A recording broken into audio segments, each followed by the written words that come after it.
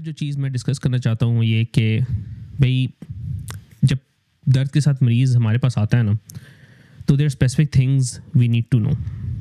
और मैंने आपको लास्ट टाइम भी बताया था कि दर्द के सिर्फ हिस्ट्री से, सिर्फ मरीज़ से बातचीत करके डायग्नोसिस तक पहुंचना एक बहुत बड़ा आर्ट है। और वो आर्ट कम लोगों को ही आता है, लेकिन अगर आपको एक दफ़ा वो आर्ट आ जाए तो आई कैन गारंटी कि it is life changing, not for the doctor only लेकिन मरीज़ के लिए भी। तो इसी वजह से मेरे पास जितने भी स्टूडेंट्स आते हैं, मैं बहुत ज़्यादा उनके ऊपर ज़ोर देता हूँ कि आप लोगों ने अगर अपने पेन के साथ कोई पेशेंट आता है तो आधे से ज़्यादा डायग्नोसिस तो आप हिस्ट्री पे बना लेते हैं। और शुरू में थोड़ा सा मुश्किल लगता है, हमें भी लगता था। और इसमें छुपाने वाली बात क्या है कि पाकिस्तान में तो जब हम प्रैक्टिस करते थे तो I can tell you for sure कि पेन की हिस्ट्री इतनी डिटेल में बहुत कम लोग ही लेते होंगे। लेकिन आहिस्ता आहिस्ता काम कर करके फिर एक आदत बन जाती है और थिंग्स स्टार्ट कमिंग इंस्टिंक्टिवली। आपको खुद ही पता चलना शुरू होता है कि भाई अब किस चीज़ की डिटेल्स जानना ज़रूरी है, और फिर आप उन्हीं चीज़ों के ऊपर फोकस करते हैं और उन्हीं चीज़ों को कह लेके आगे चलते हैं। तो इसके लिए जी हम स्टूडेंट्स के लिए तो बहुत सारे डिफरेंट निमोनिक्स इस्तेमाल करते हैं उनको सिर्फ याद कराने के लिए। एक उसमें सबसे जो पॉपुलर चल रहा है वो है सोक्रेटिस का। और सोक्रेटिस के अलावा जो हम निमोनिक यूज़ करते हैं देयर इज़ दिस वन जिसमें आप PQRST OPQRST निमोनिक यूज़ कर लेते हो।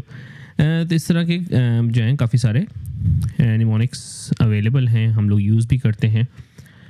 और मेन मकसद यही होता है कि हिस्ट्री में ज़्यादा से ज़्यादा इंफॉर्मेशन ले सकें पेन के बारे में, क्योंकि उस पे आप you can base your whole diagnosis. और ये मैं अपने स्टूडेंट्स को भी और मरीज़ों को भी ये कहता हूँ कि यार देखो, जब तक आप मुझसे बात नहीं करोगे और आप मुझे बताओगे नहीं कि लाइफ में आपके साथ चल क्या रहा है, तब तक अगर आप सिर्फ ये एक्सपेक्ट करते हो कि मैं आपको 4 टेस्ट और 3 दवाइयाँ लिख के या 6 दवाइयाँ लिख के I will make you all better, तो maybe a lot of people do it, maybe क्या definitely a lot of people do it because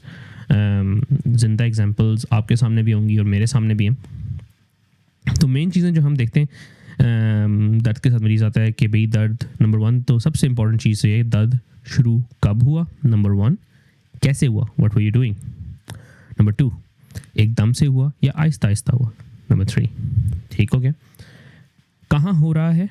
जहाँ हो रहा था उधर ही है या वहाँ से मूव हो रहा है या मूव हो चुका है। कोई दफ़ा दर्द होता है वो एक स्पेसिफिक एरिया में स्टार्ट होता है, क्योंकि जब दर्द स्टार्ट होता है तो डिफरेंट पेन की नर्व्स एक्साइट होती हैं, और जब वो पैथोलॉजी या डिजीज़ थोड़ी सी प्रोग्रेस कर जाती है तो डिफरेंट नर्व्स एक्साइट होती हैं, तो वो दर्द थोड़ी देर बाद शिफ्ट भी हो सकता है। मतलब क्लासिक एग्जांपल जो हम लोग देते हैं इसमें अपेंडिसाइटिस, जो अपेंडिक्स का मसला होता है, दर्द स्टार्ट होता है आपके बिल्कुल एब्डोमेन के, ये पेट के सेंटर में, और फिर Aahista Aahista as time passes तो दर्द शिफ्ट हो जाता है राइट साइड। और फिर और भी कुछ साइंस होते हैं, तो ये पूछना भी ज़रूरी होता है कि किस चीज़ से ख़राब हो रहा है, किस चीज़ से बेहतर हो रहा है, क्योंकि all of this is part of the diagnosis. And unless you find out exactly कि जी इसके हम इसको कहते हैं एग्रावेटिंग एंड रिलीविंग फैक्टर्स, कि भाई किस किस चीज़ से दर्द ख़राब हो रहा है, किस किस चीज़ से दर्द बेहतर हो रहा है, तो आप एग्जैक्ट प्रॉब्लम्स में नहीं पहुंच सकते।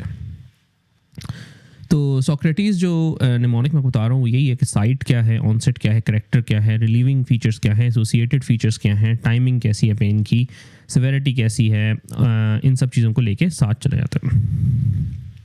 अच्छा, एसोसिएटेड फीचर्स की क्योंकि बात हो रही है तो मेरे सामने स्क्रिप्ट भी खोला हुआ है ताकि मैं कोई चीज़ मिस ना कर दूँ। यार एसोसिएटेड फीचर्स जो होते हैं ना, they are going to be different for different organs, ठीक है। फॉर एग्ज़ाम्पल अगर आपको तकलीफ़ हो रही है दिल की, तो आपको दिल की धड़कन महसूस हो सकती है, सांस लेने में मसला हो सकता है या बेहोशी हो सकती है। अगर आपको तकलीफ़ हो रही है फेफड़ों की तो आपको अगेन सांस लेने में मसला हो सकता है, खांसी हो सकती है, रेशा हो सकता है। अगर आपको तकलीफ़ है पेट में तो आपको साथ उल्टी आ सकती है, आपका दिल ख़राब हो गया या आपको बड़े पेशाब में मसला आ जाता है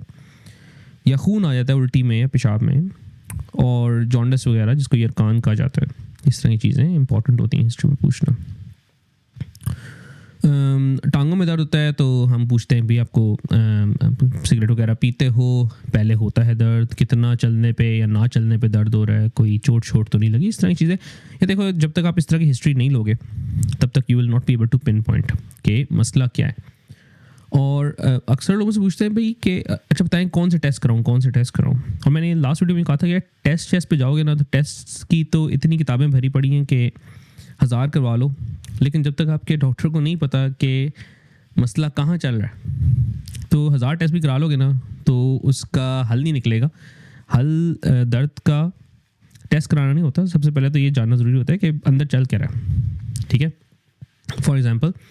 आप मुझे कहते हो कि भी मेरी छाती में दर्द हो रहा है। छाती में दर्द मैंने लास्ट टाइम बताया था दिल की वजह से हो सकता है, फेफड़ों की वजह से हो सकता है, खाने की नाली की वजह से हो सकता है, सांस की नाली की वजह से, और वही पसलियों में दर्द हो जाता है, पसलियों के पट्टों में दर्द हो जाता है, डिफरेंट चीज़ों के दर्द होते हैं। और अगर आपके जो डॉक्टर साहब हैं उनको ये भी नहीं पता चलता कि भाई दर्द दिल का है या नहीं है,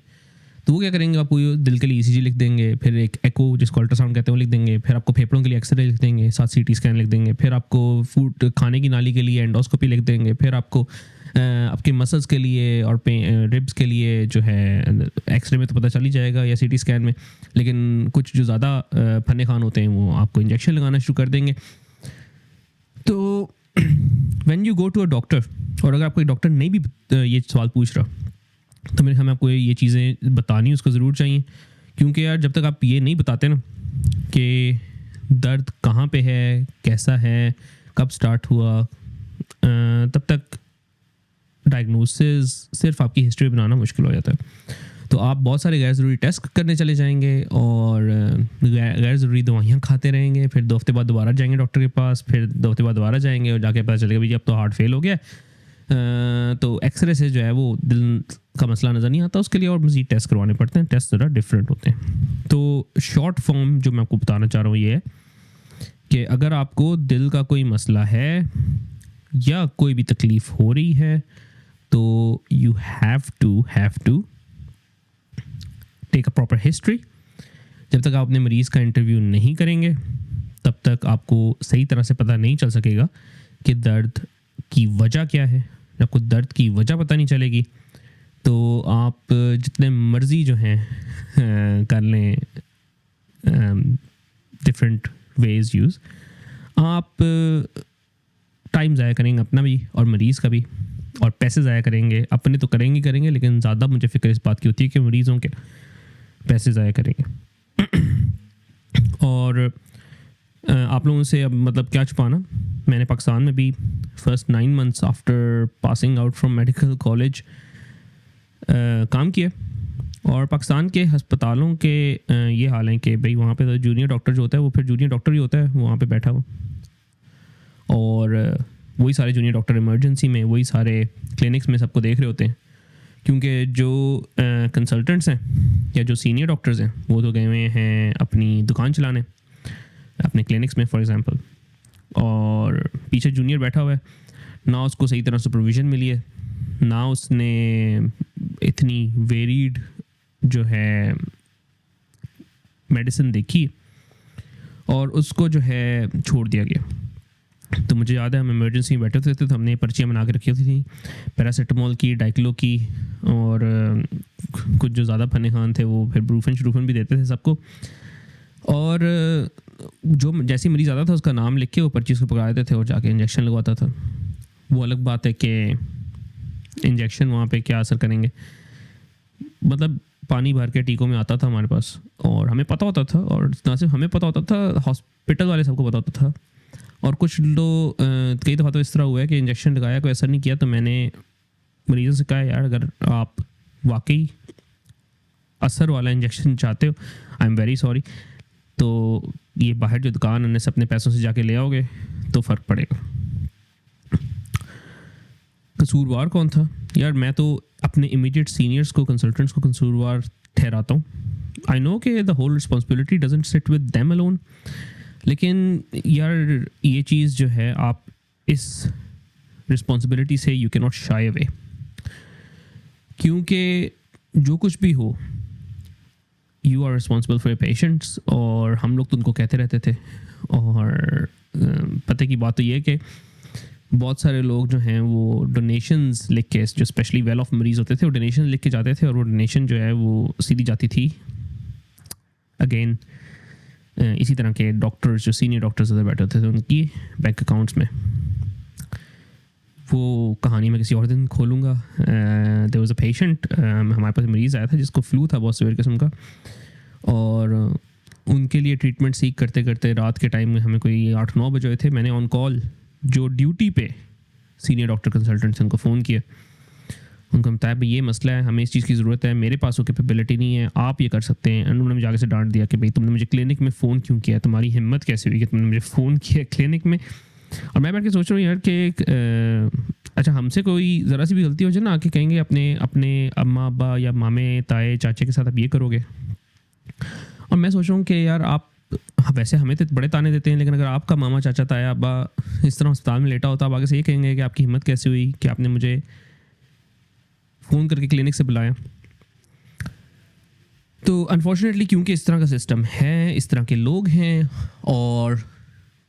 there is corruption at a higher level and a grass root level, तो that is why we are doing this videos, ताकि यार आप लोग कम से कम अगर जाएं डॉक्टरों के पास, डॉक्टर से मिलें। और अगर आपके डॉक्टर्स बिल्कुल ही मेडिसिन ना जानते हो, तो at least you can tell them कि यार फ़लानी चीज़ के लिए देखो, क्योंकि एक डॉक्टर साहब जो कि बाहर बैठे हुए हैं, उन्होंने हमें बताया था कि ये चीज़ें पूछनी है।